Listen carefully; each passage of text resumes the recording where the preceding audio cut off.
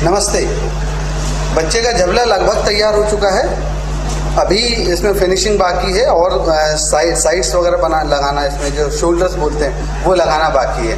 तो आइए, जो हमने जो पिछला वीडियो में हमने देखा था, नेक तैयार की थी, अब उसके आगे का प्रैक्टिकल करते हैं। तो आइए शुरुआत करेंगे। हाँ नमस्ते। ये देखो, ये जो पट्टी हमने साइड में लगाने के लिए, स्लीव के यहाँ लगाने के लिए थी, तो वो पट्टी हमने बना ली।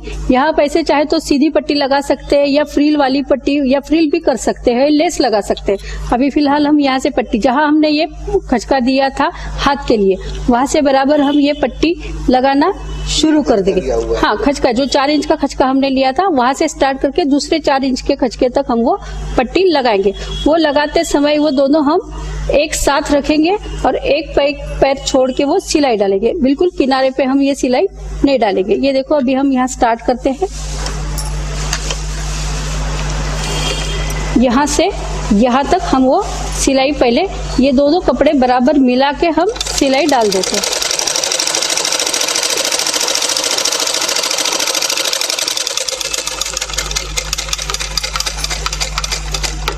इतना होने के बाद ये हम काट लेते हैं। या थोड़ा अगर आगे पीछे कुछ कपड़ा बचता है तो वो थोड़ा सा हम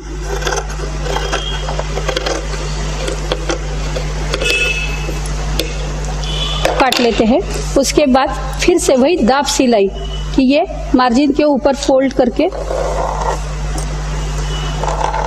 और फिर वही से हम और एक सिलाई इस पर डाल देंगे। अगर आप लेस या पाइपिंग लगाते हैं तो इसकी जरूरत नहीं है, एक ही सिलाई में आपका काम हो जाता है। लेकिन ये अब हम पट्टी लगा रहे हैं तो ये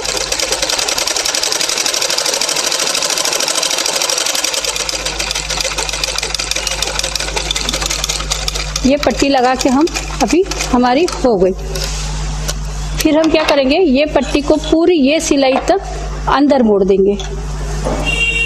दाब सिलाई का यही ज्यादा फायदा होता है कि जितना कपड़ा हमें अंदर फोल्ड करना है उतना हम अंदर फोल्ड सकते हैं। तो बाहर का बाजू आपकी ये ऐसी दिखेगी। अब हम ये उल्टा फोल्ड करके पट्टी को और एक बार सिलाई डालेंगे, या आप यहाँ हेमिंग भी कर सकते हैं। अभी हम यहाँ सिलाई डाल देते हैं। ये भी एक पैर की होगी? नहीं, ये किनारे पे होगी। जब हम कपड़ा ऐसा कोई भी फोल्ड करते हैं, जहाँ देखो नेक को भी हमने किया है, यहाँ भी किया है, तो उसके किनार से टिप हम डालेंगे। बाजू में ज्यादा टिप नहीं छोड़ के करेंगे। ये देखो,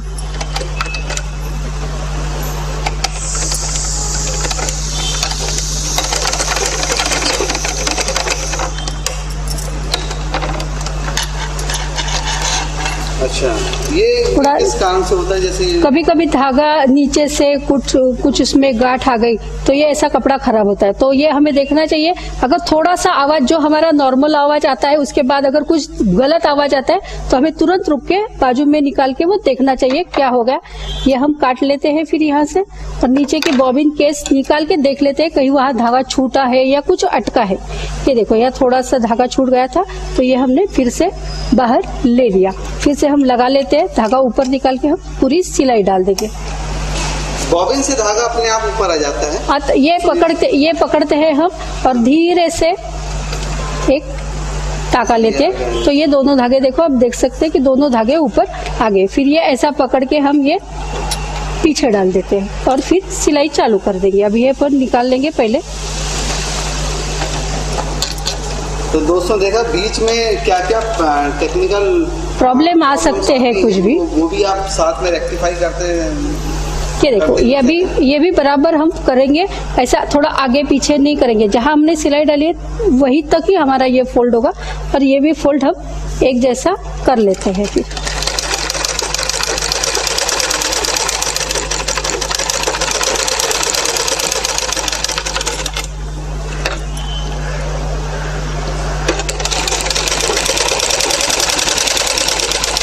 बाहर तक जाएगा पूरा। हाँ, ये बाहर हमने पहले अभी धागा निकाल लिया।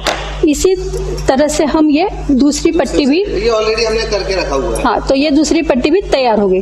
अभी ये दोनों हमारे हाथ के तैयार हो गए। इसके बाद हम ऐसा उल्टा ही फोल्ड करेंगे और ये दोनों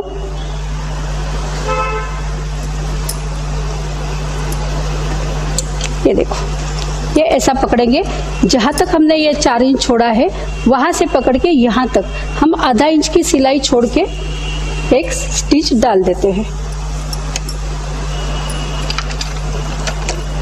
यहाँ हमें बिल्कुल कॉर्नर से पहले लेना है, फिर आधा इंच से हम नीचे तक लेंगे। यहाँ थोड़ा आगे पीछे करके रखेंगे और फिर ये देखो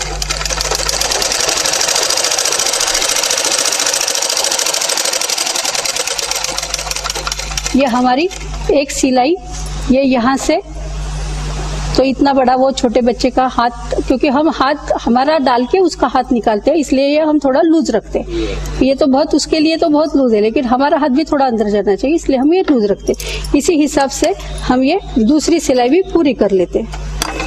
इसमें क्या एक ही सिलाई करनी है यहाँ? हाँ, छोटे बच्चे के लिए हम एक सिलाई ठीक है, बड़ों के कपड़े के लिए हम यहाँ 2-2 सिलाई डालते हैं, लेकिन छोटे बच्चे के लिए एक सिलाई काफी रहती है। अभी ये भी हम दोनों पार्ट, और देखना चाहिए ये दोनों पार्ट हम बराबर मिला के लेंगे, नहीं कि ऐसे आगे पीछे छोड़ेंगे।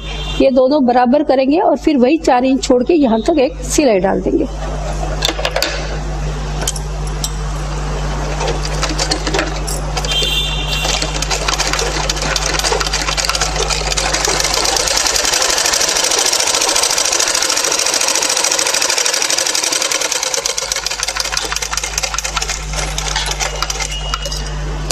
ये देखो दोनों तरफ हमने सिलाई डाल दी है। उसके बाद ये धागे जो एक्स्ट्रा धागे, हाँ, पूरा होने के बाद भी हम आराम से वो धागे काट लेते हैं, लेकिन हमें ध्यान रखना चाहिए कि वो धागे हम काटे पहनने से पहले या किसी को देने के पहले वो हम कपड़ा काट लेंगे। अभी इसके बाद ये देखो ये हमारा सीधा हो गया पूरा झबला। ये झबला भी हमारा सीधा हो गया है पूरा। अभी यहाँ नीचे का जो खुला पार्ट है तो इस पर हम लेस पाइपिंग कुछ कर सकते हैं, या इसको भी ऐसी अंदर की तरफ से डबल फोल्ड करके हम उस पर एक सिलाई डाल देंगे। तो अभी हम ये राउंड, और फिर हमेशा ध्यान में रखें कि ये पूरा हम पहले राउंड कर ले और बाद में राउंड की सिलाई करेंगे। ये पूरा राउंड हो गया है, क्योंकि अगर हम ये अलग अलग करते हैं तो कहीं अगर सिलाई में हमारे ऊपर नीचे हो जाता है तो वो प्रॉब्लम होता है। फिर एक ऊपर एक नहीं करनी है। हाँ, तो अगर आगे पीछे आपका हो भी गया तो एक साइड से आप काट लेंगे बराबर लेवल में और ये फिर बाद में फोल्ड करेंगे। तो अभी हम ये बीच पे से ये देखो आधा इंच, जो हमने 1 इंच लिया था ना, तो आधा इंच का फोल्ड 2 बार करके हम इस पर सिलाई, ये भी हम बॉर्डर से सिलाई लेंगे इसकी, ना कि ज्यादा बीच में।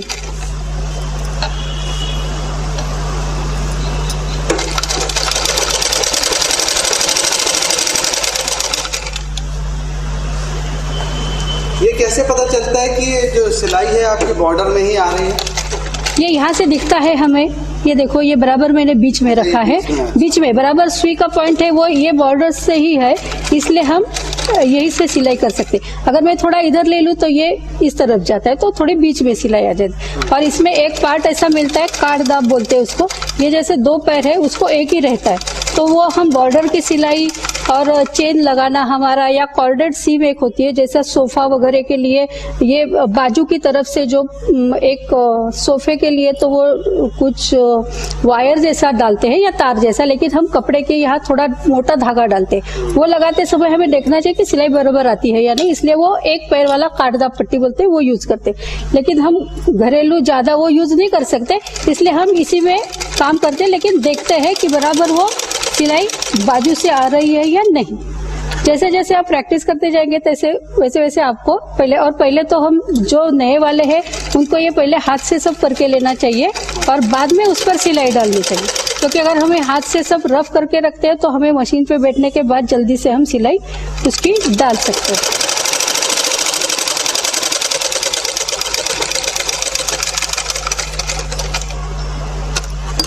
ये देखो ये पूरा राउंड शेप हो गया।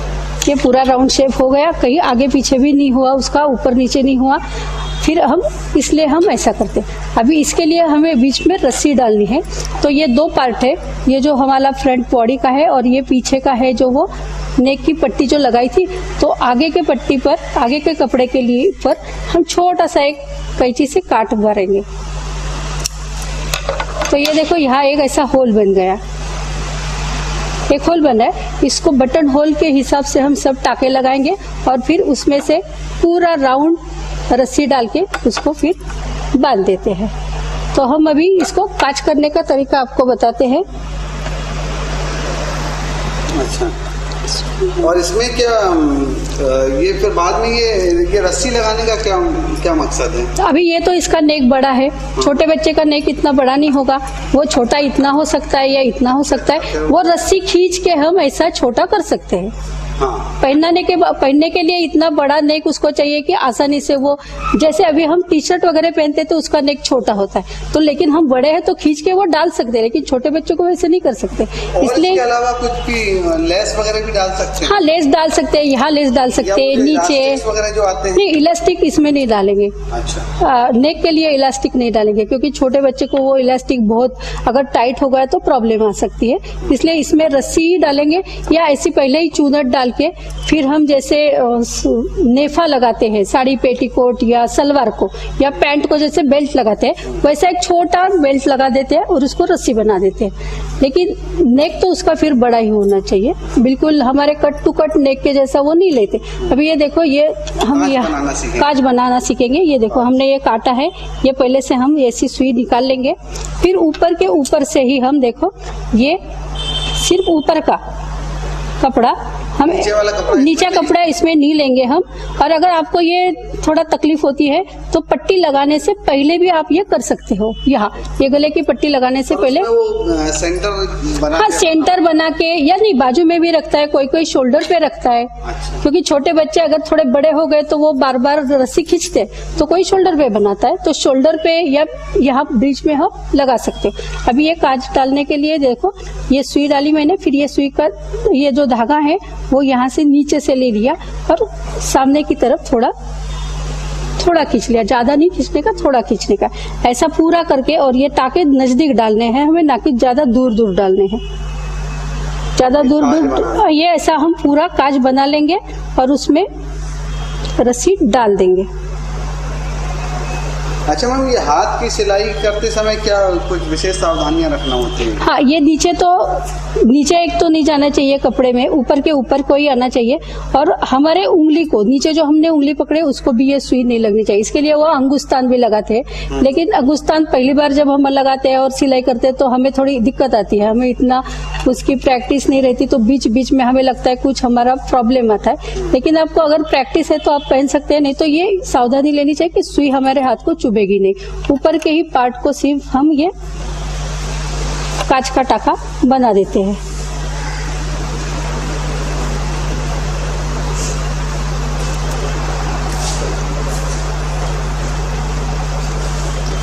और वैसे ही क्या नीचे भी? नहीं, एक ही, नीचे नहीं डालने का, नीचे का हमारा पैक रहेगा। नहीं, यानी वो पूरा राउंड शेप में जाएगा। हाँ, ये हमने जो छेद बनाया ऐसा, मतलब सिर्फ कट किया था, तो वो पूरा कट राउंड हम इससे पूरा कर देते हैं। अभी फिलहाल हम थोड़ा दूर दूर से स्टिचिंग करते हैं। हाँ, तो आप पूरा नजदीक से अच्छी तरह से, और दोहरे धागे से डालना है काज, हमेशा हमें दोहरे धागे से डालना है, ना कि सिंगल धागा। क्योंकि धागा भी कितना लेना है वो भी एक तरीका है। हम जो हेमिंग करते हैं उसके लिए हम एक धागा लेते हैं और वही कलर का लेते हैं जो हमारा कपड़ा है। जब हम सिर्फ रफ करते हैं, रनिंग स्टिच डालते हैं, तो हम अलग कलर का धागा लेते हैं। अगर हमने अभी यहाँ रनिंग स्टिच डाली या यहाँ रनिंग स्टिच डाल दिया हो पहले, तो धागा अलग कलर का लेंगे, क्योंकि सिलाई के बाद फिर हमें वो धागा लेने को आसानी होती है। और जो परमानेंट हमारी सिलाई रहती है उसके लिए हम वही कपड़े का धागा लेते हैं। अभी ये काज हमारा परमानेंट है, इसलिए हेमिंग भी है जो हमारी परमानेंट है, उसके लिए हम वही धागा ले लेते हैं। हेमिंग क्या होता है? हेमिंग वही तुरपाई। अच्छा,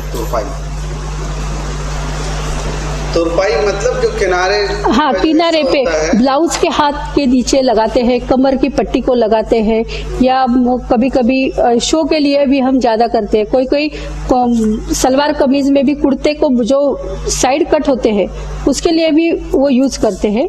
ये देखो, ये अभी हमारा पूरा हो गया।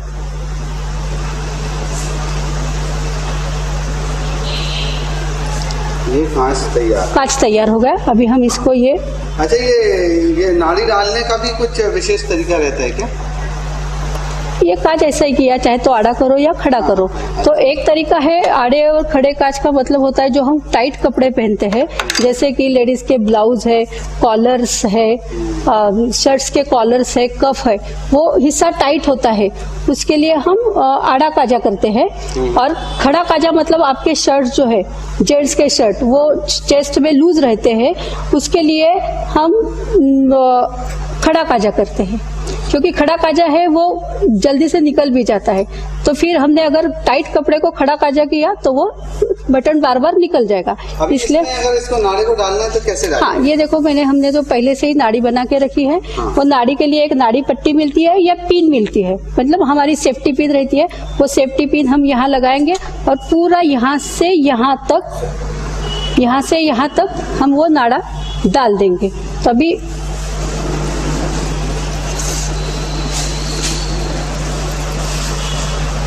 तो ये सेफ्टी पिन से लगाएं। एक मिनट जरा इसको सेफ्टी पिन दे दे। तो ये सिर्फ सेफ्टी पिन से ही लगता है? नहीं, सेफ्टी पिन से नहीं, डीडल नहीं है। उसके लिए हमें एक नाड़ी पट्टी लेके भी बोलते हैं। वो प्लास्टिक के या स्टील मटेरियल में पट्टी एक ऐसी आती है, उसको पीछे की तरफ थोड़ा छेद रहता है, उसमें नाड़ी डाल के, ये देखो मैंने भी पिन लगा दी है। ये पिन मैंने, ये देखो, ये छेद के अंदर मैंने घुसा दी और फिर ये हम पूरा ऐसा घुमा के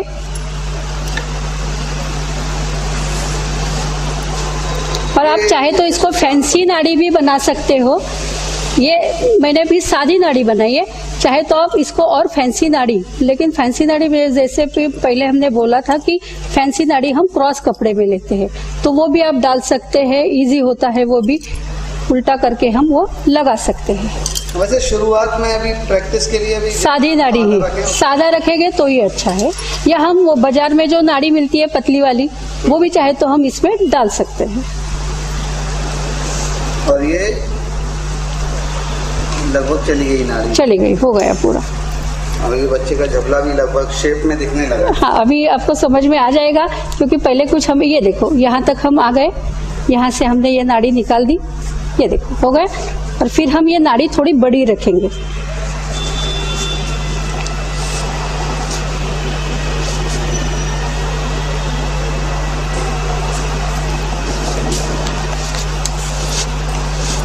अच्छा, ये पिन बाद में फिर इसको हाँ, पिन बाद में निकाल लेंगे। ये देखो अभी हमें इतना थोड़ा ज्यादा रखना है, तो हम यहाँ इतनी नाड़ी ये